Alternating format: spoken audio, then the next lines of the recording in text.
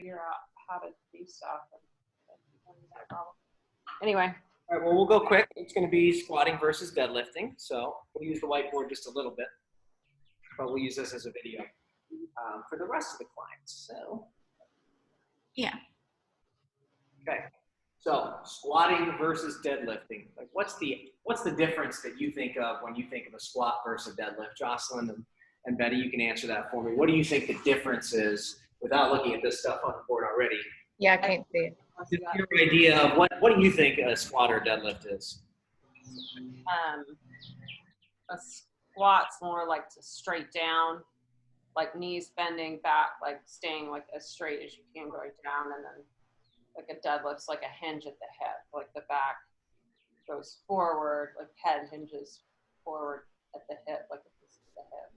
This is better than most trainers. That's better than most coaches. It might be bent a little bit in a deadlift, but not like they are in a squat. So a squat would be like this, and a deadlift would be like this. I mean, in the most basic sense, you're exactly right. That's exactly what it is. A squat goes down, and a hinge goes back. And I mean, that is like the basic representation of what a hinge or what a squat is. Now, there is some action in the pelvis bones themselves that needs to happen to actually make a good squat, and a hinge. So there are some things, we don't need to go over like the complex anatomy of what actually makes something a real squat or a real deadlift or hinge, but you're exactly right. What's the difference? One goes down, one goes back. One requires me to bend at my ankles, knees, and hips, and one does not. One just needs me to my hips. And so what does that mean for us? In a squat, that means more motion is required to have you actually do a squat. You're going to need to have access to more ranges of motion to do a squat than you are if you're going to do a deadlift. So less ranges of motion in a deadlift. You don't need to bend all these different ways. I don't need you to have access to airflow and all these things in your back that we're always coaching. So when we're thinking of squatting, to me, is this higher level version of some of the lower level stuff you're doing to open and increase mobility.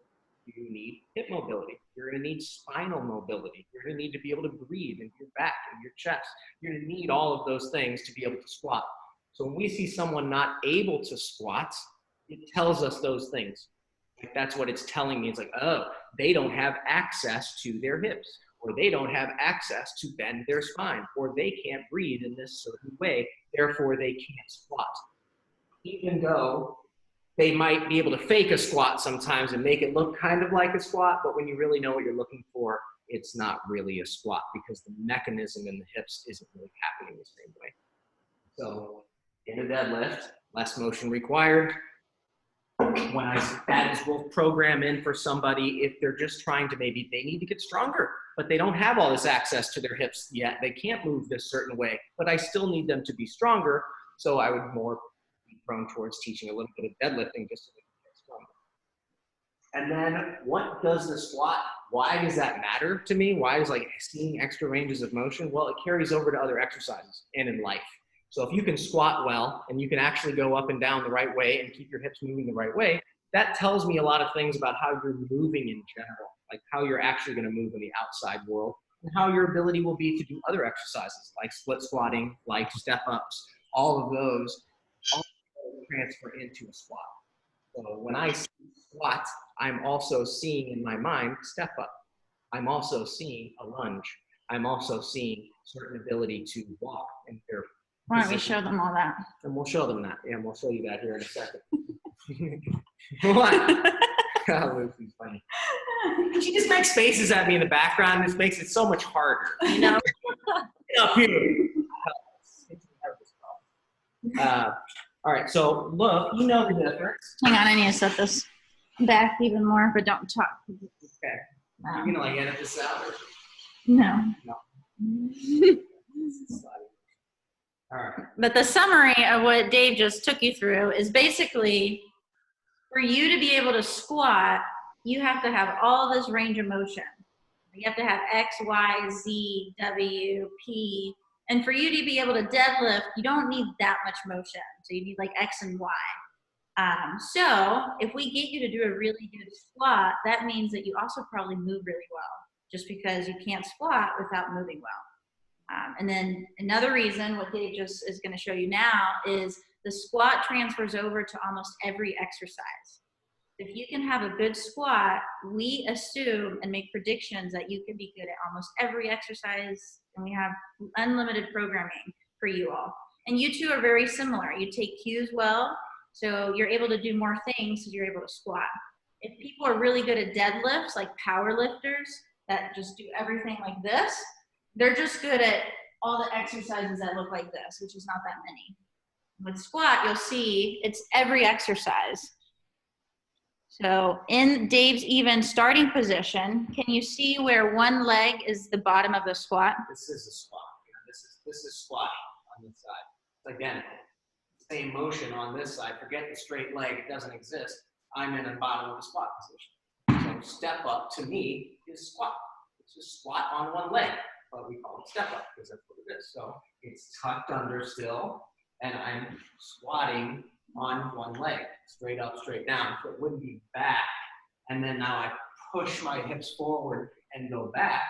That is something we see as a mistake a lot in people, and that's why you start with some assistance, some ability to help you get your hips underneath. So that's a squat. Same thing.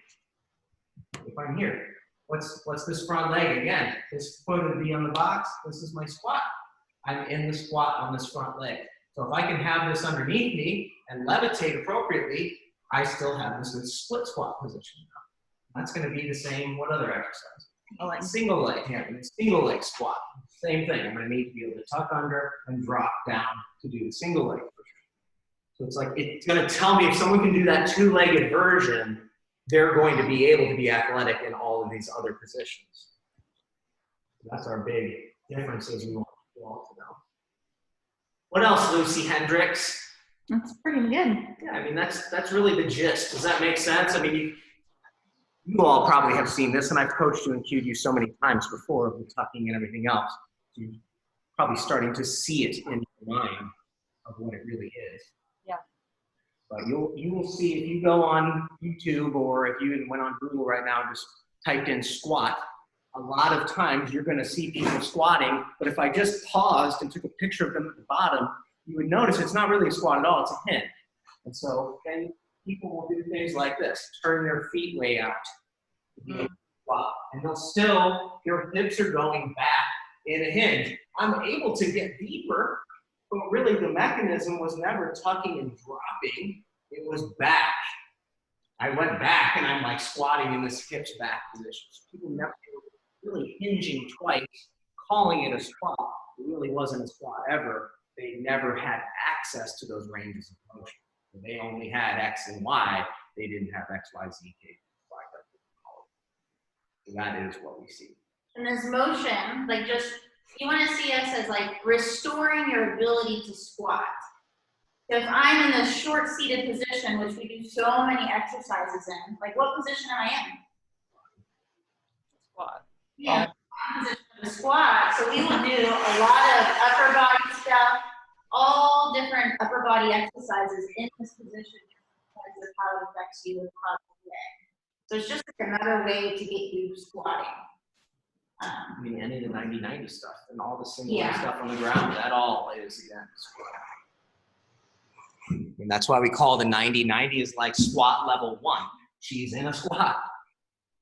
She's in a squat position. It's this, right? You're in the squat. You know, that's her base of the squat. So if someone didn't have access to ranges of motion here, like their back muscles are so tight all the time that they literally can't tuck their hips. They're just so flexed back there and arched and toned up all the time, they can't do it. So yeah, they can't, they're hinging instead of tucking and rolling and squatting. So that would be the mistake you see in these lower level positions. Why we really love these so much, because they have all this carryover to the base level. You can't do it here. If you can't tuck the right way here, there's no chance you can do it once you're up and doing the squat. So that's why doing the stuff on the ground is so important to dial it in the right way. It has all this carryover once you see it. Yeah, rock back, I mean, obviously you've all done that. That's squat. That's deepest level squat. What has to happen here? She's got to have mobility in her back. Her hips need to get long in the back. She has to stretch in all kinds of different ways to be able to get into this position. So if you can't get there, well, you're not going to get there with a big weight on your back. which is a lot of times what we see with powerlifting in places. People do too much weight too soon, and they do these full ranges of motion just like that, but they really don't have access to those ranges of motion. So what do? You compensate. You overuse certain muscles, you tighten up things that maybe shouldn't be that tight, and certain things loosen up. You see these imbalances. A lot of who we see, the trained population who have worked out and come and see us, that's what we see. We end up having to undo old bad patterns that they've created because they never really had access to what they thought they did in the first place. So that's what those exercises do. Same thing. Arm bar, that gives me access to bending my spine so I can squat. All of it has some carryover into the squat. And it is harder. And that's why some people who put a lot of value or their value in how much weight they're lifting don't like this type of training where we really nail down the squat versus the hinge. Because I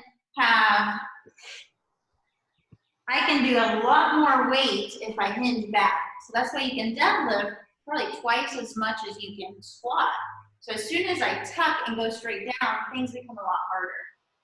And then it's because you're controlling the motion in both ways versus deadlift. All you have to do is pick it up, and then there's not a lot of tension all the way down. With squatting, you have to hold the position and control it in each phase of the exercise, which makes things harder, makes things burn more. And I think people who don't put a lot of value in weight actually enjoy that, because now you feel a lot of muscle burning. I feel crushed with just the lavender kettlebell. So squatting and going down makes things harder. But it also will then have a forever carryover that you can continue to get strong there, and then you can continue to still becoming more mobile and less tight.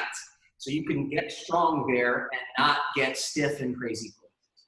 So that's our main goal, is like, I still want to get super strong, I still want to load it up, but I don't want to have all these repercussions from doing it. I don't want my back to hurt, my neck to hurt because I added weight. I want to do, so that means for me personally, less weight. Like, just put the ego aside and realize, hey, you don't have access to that. You don't earn it yet. You got to earn it. And so go slower, work your way up. You know, that's really the message that I have to tell myself all the time. Slow it down. So, any questions for us at all on that? That makes some sense to kind of. Yeah, that's why it's harder when you squat like that. Yeah, exactly. That's why I have to keep telling people to do it. It's why it almost seems ridiculous how much I have to say the same exact cues, because the way I'm telling you to do it is infinitely harder than the other way. It is, yeah. But I also think it strengthens your core as you're going on. Yeah, absolutely. Like, I can tell the difference since I've been working out with you all. And then doing the heel lift like we're doing, I mean, it really helps you. It makes you so you don't have to use so much ankle. You don't need as much range of motion, but you're still able to achieve a really nice brace. Right. That's why we ramp up. Is like, you do need X, Y, Z, all these other things, and I might take the Y away. And now it makes the whole thing a little easier, because I take away a little bit of requirement for how it is to get into the squat. Right. You do a beautiful squat, but you don't need, everything. Yeah. So cool. Yeah, I mean, my experience was before, like, having trouble feeling the right muscles. Like, I would know I'm supposed to feel glutes, but then, like, I would go to PT and they would say, like, do mini squats, and I'd be like I'm not feeling anything. But like, if I do it your way, I mean, I can feel a ton with no weight, just no weight at all. It just helps with the activation. I mean, that tucking and going straight down. You're right. You know, it's so specific. Whereas before it was like, just squat, like, just do a squat. And it's like, it's self-explanatory. Well, no, it's not. There's a lot going on. Right, for sure. Yeah, people's image of a squat might just be something that looks like it goes up and down, but really, the requirements to really do it right. And what you're feeling is that pressure, that increased tension and pressure. Well, when you kind of stack your rib cage right on top of your hips and you don't arch out, you increase pressure. And so that pressure is now protective in the way that it holds your spine secure. So That is really a big reason why you can do these a lot and not have any negative repercussions, is because you're really taking load off certain muscles and giving it more to your ab muscles. All right, girls. Well, thank you so much for tuning in. Thanks a lot. Yeah, the challenge. The challenge is 10 squats a day, assisted. 10 slow assisted squats a day. That's it. Simple. Grab onto a doorknob. Here, yeah. That's it. So it could be that unassisted. I like doorknob squats. Doorknob. Behind the feet, tuck the hips, dropping straight down. Start practicing inhale. Inhale is down. Exhale is up. 10 of those in a day. That's it, about that speed. Nice and slow and super controlled. So maybe do all 10 at once or do 5. Plus class, plus mindful movement, plus warm up, plus that, plus this, plus it all. All right. We'll be in such good shape after all this is over. All right. Everybody's got, they see me so much now. Doing like the daily movement challenge and the like walking 10,000 extra steps, or not 10,000 extra steps. What was it? 1,000 extra steps a day. After 1 week. Yeah, now that one goes away and now it's just the squat. Now squats. Okay. I kind of like the movement challenge where it was like, I'm not getting it all done, but just trying to get it all done. Yeah. Like the squats, The lunges and the and little nobody was doing it. So, but what's that? now you can do it on your workout days, and it's not a workout in itself. It's just working the squat, working that mobility, opening up motion. Don't think of it as strength. It's not exercise. This is a stretch. This is a mobility exercise. This Okay. Okay. Yeah. sense your feet, sense your body, sense the tucking. So that's this week's challenge. Okay. Cool. All right. We'll see you soon. Yep. Thanks, Dave. Thanks, Lucy. Got it. You're welcome. Bye. Guys. Right.